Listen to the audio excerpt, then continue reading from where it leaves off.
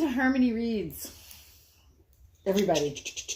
Yeah. Did you like that? It was so cute. Yeah. Kind of Murder, She Wrote it. I love it. Yeah. That's an hour and a half of my life I'll never get back. I'm trying to get the typewriter to make the sound at the more or less at the right time. Anyway, cute. that's fine. So here we are at Harmony Reads, episode 4. Mm-hmm. And I see that you are both going to knit. Well, I had this brilliant idea that we could do this knit and talk. Mm-hmm. And then I just realized I am so not capable. Simone, what are you knitting, Simone? I started on a little hat. Oh, okay. Yeah. Okay. Nice. Okay. And she's going to do color work. Yes. Yeah. Well, I'm just working on my sycamore cardigan on a straight up knit row and having a slight panic attack at how I could possibly do this. That's okay. I didn't even pretend. Oh, so that's fine. Yeah. My knitting. You can knit if you want. That's fine. Anyway, so welcome to everybody. So this is the first standalone episode of Harmony Reads. And I think that in this case, we mostly are finishing up books that we had started before, so we can talk a little bit more. And I'm going to show a book and tell a little bit of a story. It's I went to a lecture about books actually, and it's called Book Lives was the name of the program that the woman that was giving the lecture talked about, and it made me start thinking about all the way that it's not about the stories in books, it's actually about the books themselves. And the lives that the books have led, who they belong to, what was written in them, if there was cheese doodle fingerprints in them. So it's about the life of the book, which might not look so orange after a while. Yeah, so we'll talk a little bit about that in this episode as well. And but first we'll talk about the books that we're reading to continue on with that. So do you want to go first? Sure. Betsy? Yeah. So I'm still working my way through Stephen King's Under the Dome. Oh, it's a sick one. It's big. It's got some heft. But so here's some funny things just about books, like not even about the story. So that starts an enjoyable journey for me. So you'll notice it has like some good flop to it. Yeah. I really love that. Okay.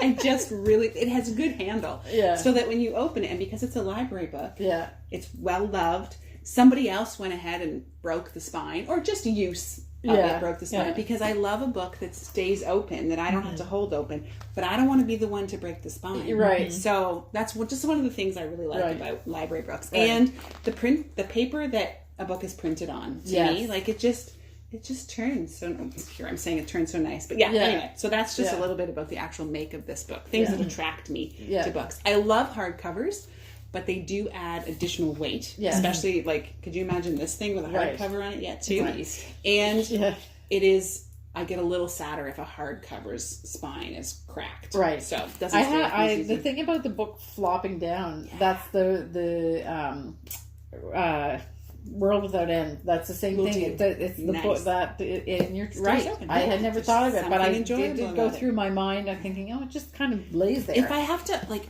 hold the book open, I feel like I'm at war with it the whole time I'm reading it. Okay. So I really like when it does that. And as you'll note, I love the idea of bookmarks. I have in my life owned several really lovely bookmarks.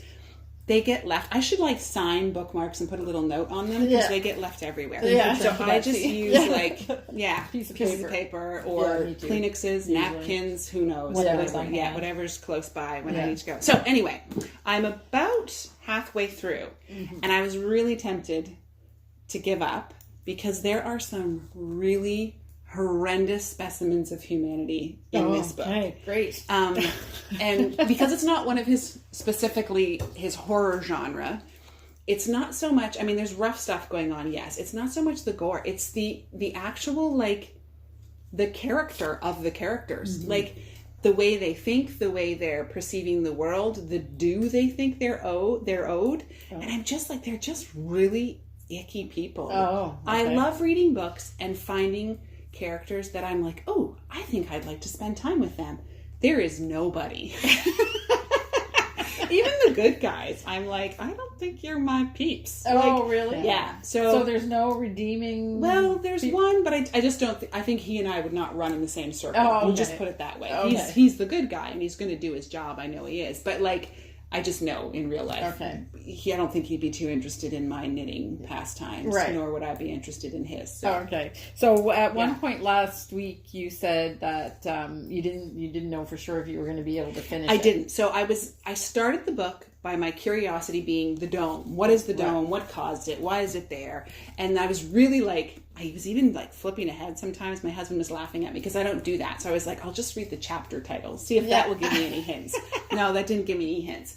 Then I got beyond that. Because I was like, I don't even care what this dome is. I'm going to give up. Then I actually got invested in some of the characters and what's going to happen. And we're finally just starting to turn where I'm convinced that the bad people aren't going to win. I think there's still a lot of awful things that are going to happen, but I think there are people that will be able to stand up to them. Oh, and the okay. main one, he's such a bully. Like people who are so bullyish really get me. And so I'm finding him really hard to take. But I do think I'm counting on the fact that he has a weak heart. So I'm sort of hoping.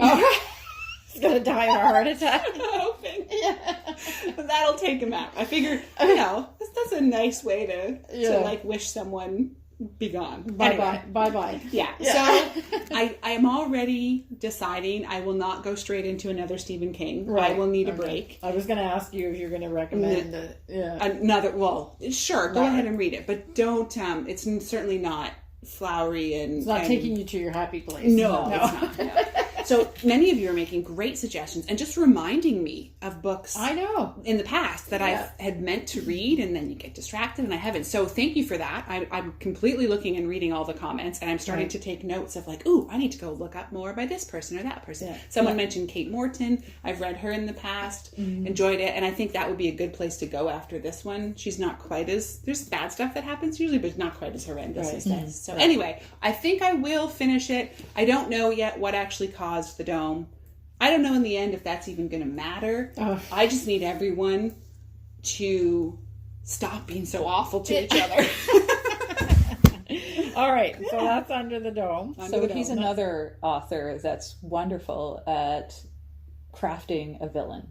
Yeah, that's what we were talking about with Pillars of the Earth and Follett. The part that is sort of the scariest about his villains too is like, you can think of people you've met that maybe aren't that bad, but like they're real, like that would have the potential under the right terrible circumstances to feel that what they're doing would be the right direction for humanity, and it's just not, and you just so I actually find psychological thrillers more scary than horror. I do too. I think so too. Because it's plausible, but that person is out there somewhere. And he explains how a person who may have been functioning normally through life with the right triggers and the right little bit of character flaws could swing really fast into a very terrifying person, truly believing that he's doing it to protect others or whatever,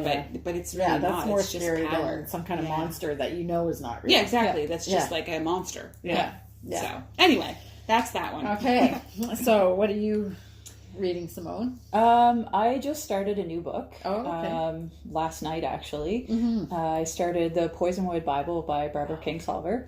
I've read a few of her books in the past, and I've really enjoyed them. I find that they're very easy to read. Like, the language just keeps carrying you through.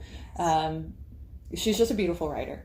She really is. So I'm not terribly far into this book so far. The premise is there's a missionary family, and they go down into Africa, I think it's the Congo to be specific, and the adventures or misadventures, as the case may be, that they encounter along the way.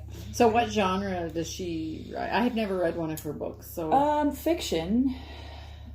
But yeah, I not can't really... mystery. Not it's just a story. Just a story. But not just a story. But a story. Yeah. But storytelling. Maybe. Yeah, exactly. But she is a really beautiful writer. Oh, okay. Yeah, and it's very pleasing to read, even if sometimes the subject material can be difficult. Because I did read one of her books that was kind of tough. But yeah, it was a beautiful read as well. Yeah. Good use of language. I like that. I think she's a knitter. There's something to do with knitting. You mentioned that. There's something to do with knitting and Barbara Kingsolver, because I mentioned she came up as at a Fiber Festival meeting one week. We'll have to Google her. Yeah, we'll have to Google her and find out. Yeah. Good. And did you finish Post Captain? I did. Oh, okay. Yeah, and that was wonderful. I really enjoy the Patrick O'Brien books. And is there that part of it? That's part of a series as well. Yes, there's 22 books in the series. Oh, okay. So you've got a ways to go. Whoa. You're going to try to 22. Yeah. We don't have them all yet, but I've been slowly but surely picking them up secondhand. Yes. Because they were out of print for a while. Oh, so okay. I was getting the secondhand copies, but I think they have since started printing them again. So that would be really wonderful and easier to get them. I forget, somebody made a comment that they were reading a series, and was it the Patrick O'Brien series? And she said that when every new one came out, she read all the previous ones. I think that was the Wheel of Time. Oh, the Wheel of Time. Yes. Okay. So there's each time a new one came. Oh my She goodness. started from the beginning and read it. So that's an avid reader. That's a commitment. Yeah. So I guess she can remember all the names of the characters. Yes. And it's great because it means that there are other rereaders out there like me. Yes, you're not alone. That's for sure. And you were saying collecting them secondhand. Sometimes, if that's where I start, then I almost want to finish it, because if you go and then buy them brand new, they kind of don't fit match. Yeah. Because you've got these well-loved books, and then you've got this shiny one, and it just doesn't blend in with the others. Yeah. So I'm kind of committed to the hunt too. Yes, you know. So it's can I find that book? That's what I'm like collecting my Rowan magazines. Yeah, yes, exactly. Where's episode 53? I don't know if I have episode or magazine number 53 edition or issue. That's what they call it. Issue. Yes. So I don't know if I have 53. You don't go sending her all your copies. I just pulled a number out of my head. All right, so I'm still in World Without End. Okay. And I think I have about 150 pages left. So out of your, what was your count? 1,073, I think, or 37 or something like that. Not that we're keeping track. No, not that we're keeping track. So I'm coming to the end, and it did get better in the second half, I have to say. Oh, good. Because I was a little bit not discouraged, but I was thinking where's this going? So it is true that when the plague started, it gets more interesting. the plague somehow is more interesting than the wars between England and France and all of the violence and everything. I can get that. You probably, I would say, you probably lean to having more of a medical interest than you would I find it interesting. Battlefield. Yeah, exactly. I find it more interesting. Although I'm still going to stick with my opinion about it, that I think he could have really gone in deeper, even with the he hints at it. Right. But maybe that's part of the third one. I don't know. I haven't seen the third. Do you know? I read the third one. Yeah, it has something to do with that. I can't figure out if I read the third or if I read a prequel. You probably read them both. There's a prequel. Okay. The Vikings are in the prequel. Yes. Okay. I definitely read that. Anyway, we'll discuss later whether I read them or not. So now I have to go searching through a bunch of boxes to see if I was true to myself, depending on when I bought these books, many years ago. It's Ken's looking at me because he knows I'm going to be on a hunt for now you're going to be digging through the storage. The third one. So I found the other two close to each other, so I don't know if the third one is actually in the box or if I never bought it because I hadn't read the first two. So I will have to read, what is the name of the third one? Column of Fire. Column of Fire. I don't think I have. I might have to read this one with you. Okay. I have it at home, so if you want to borrow it, you're welcome. Okay. So I will, I guess I will be starting that. Yeah. So, I hinted at the introduction. So, sorry, I just I'm kind of excited about this. This is the book that's on my lap right now, but I'll tell you why. World Without End, it redeemed itself. We've got 150 pages left.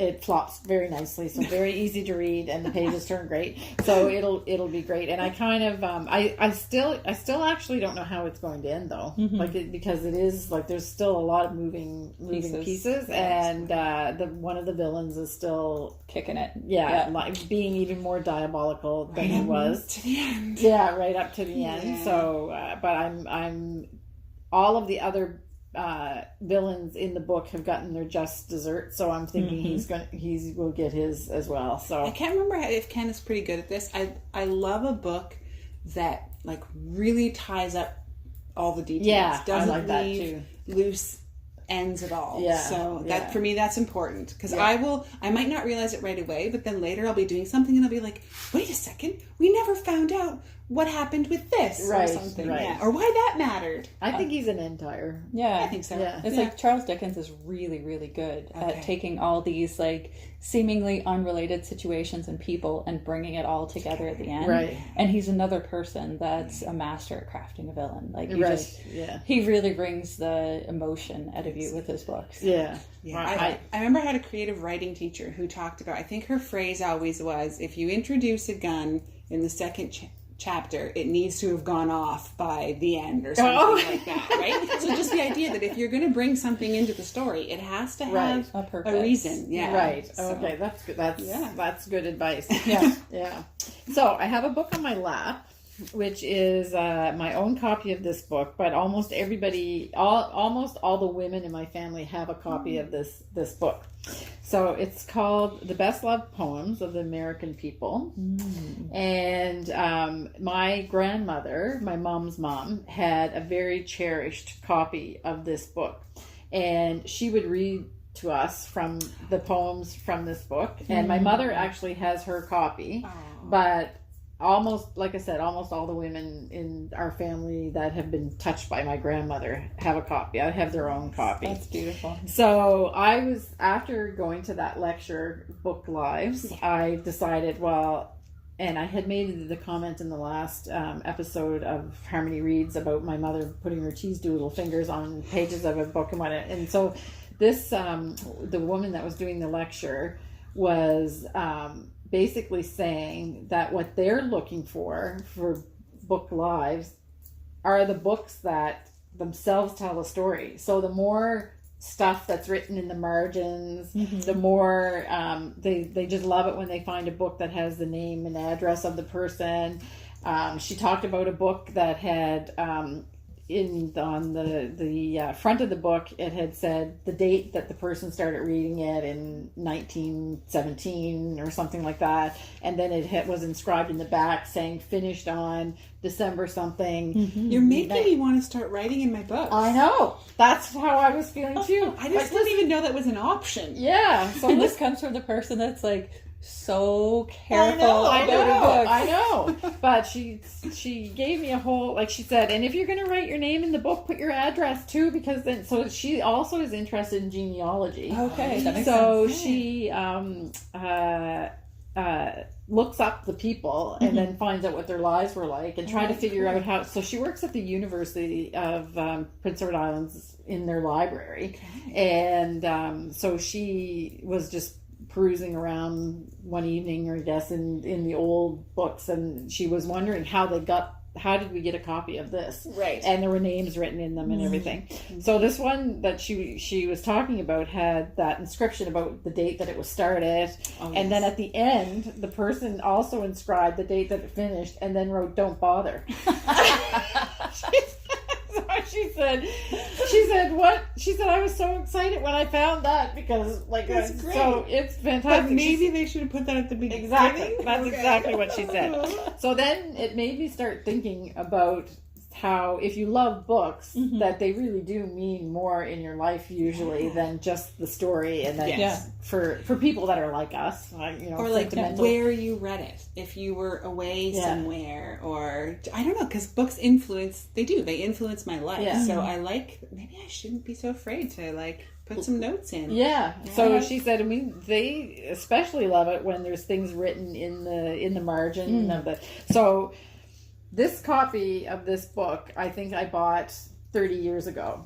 So look at it. It's like pristine. Yeah. So anyway, I'm going to muck it up a bit. I do love the cover jacket, though. I know. It's this hand embroidery. Yeah. Like sampler. Really, yeah. Yeah, American sampler kind of thing. So who are some people that are in here? Does it say on the back? Oh, it's all like almost any. Rudyard Kipling. Yeah, everybody's Edgar in it. Allan Poe. Yeah. Henry Wadsworth. Oh, yeah. This is like you need to have this with a cup of tea and scones when it's a slightly rainy day, sitting at a cute little side table. Oh, this is an atmosphere. So all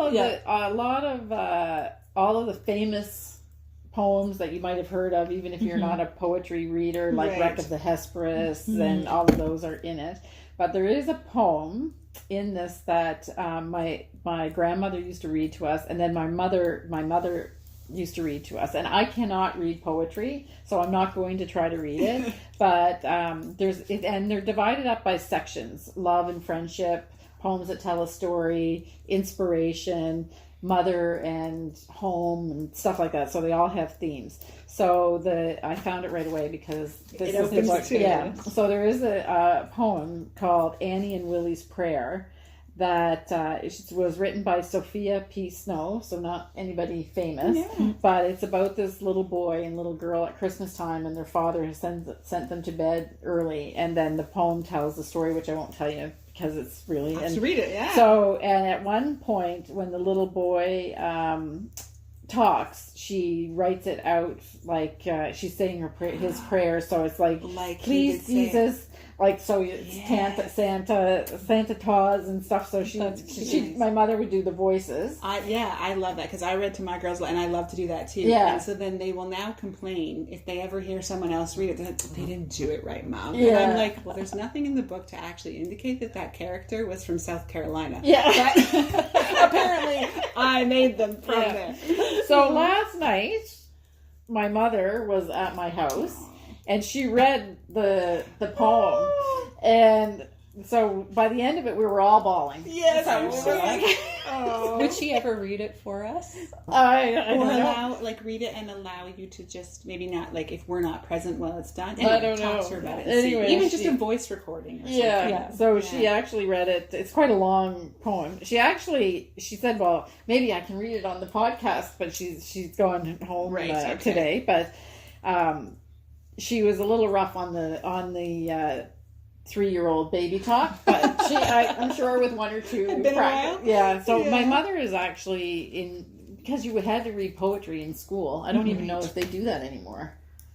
They still do poetry units, right? Because my husband teaches, and so I definitely know they do writing. I don't know how much they make kids do oral presentations anymore. They do a little bit, but I don't think quite as much as they used to. So my mother can actually recite poems that they had to recite. Yeah, no, they don't do memorization. Yeah, so she has them memorized, and anyway, she can still. That's a good sign. She could still remember that she was reciting a couple of them or whatever. But any of the the poetry writers that you can name, most of them are in here. But I mean, it's a thick book. Is there Walt Whitman in it? Because I do love Walt Whitman. I don't know, and I don't think I don't think that they actually break it down by author. They've got an index by first lines. Okay. And then they have indexed by authors. Okay, so let's see. Walt Whitman. I mean, there's hundreds of them.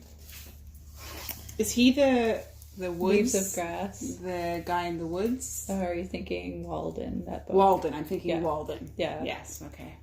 I love that book. While you're looking, I have a fun little story. So this past weekend, we had family visiting, and a couple of the families are members of our family are quite young. So we landed in Toys R Us, which we didn't even know was on the island.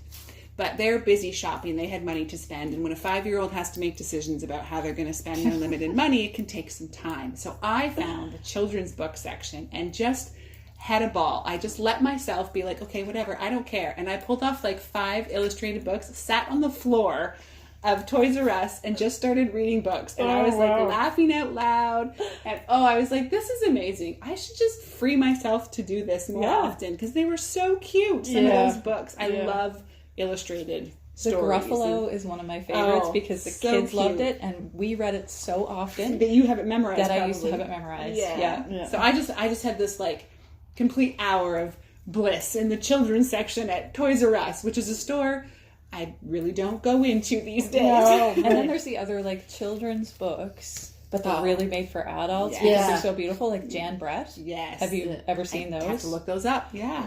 Oh, because like the illustrations are amazing, the story is beautiful, and she also does panes around that tell a story as well. Oh, wow, cool. So like, there's stories with. We might have to do a section where we bring in our favorite illustrated books. Okay. All right. So no getting excited. No, that's too bad. Okay. Anyway, he probably has his own book dedicated to him. I'm assuming. Yeah, maybe I assume. Anyway, so I just thought that was kind of interesting. Well, and just a beautiful story of your family history as well. Yeah, so, and it is true that if you love books, then they do have a life of the book itself has a life. Yeah. So anyway, it's really it was a really interesting lecture, and then it made me reconsider my attitude about cheese doodle fingerprints in my books, because now I remember that they might be precious. I'm going to pick up a book someday and read it and think of my mom when I come across the cheese doodle fingerprint. So yes, and now I think I need to write in all my books. Yeah, go for it. Yeah. To prove that they were well loved. Yes, exactly. I love the fact that you read aloud. That's something that I really enjoy, and it was kind of funny because whenever I was sick with COVID, my eyeballs were sore and I couldn't read. So you could have Kirby and the kids read to me. Oh, I love being read to. Me too. It's one of my favorite things. On car trips, my husband and I will take turns depending on who's driving. Right? I know there's audiobooks, but it's also really fun to just read. It's better when it's a family member. Yeah. Somebody loves you. Yeah. So I'd say we should end that there and say, read a book aloud to somebody you love. True story. Yeah. Bye. Take care. Bye.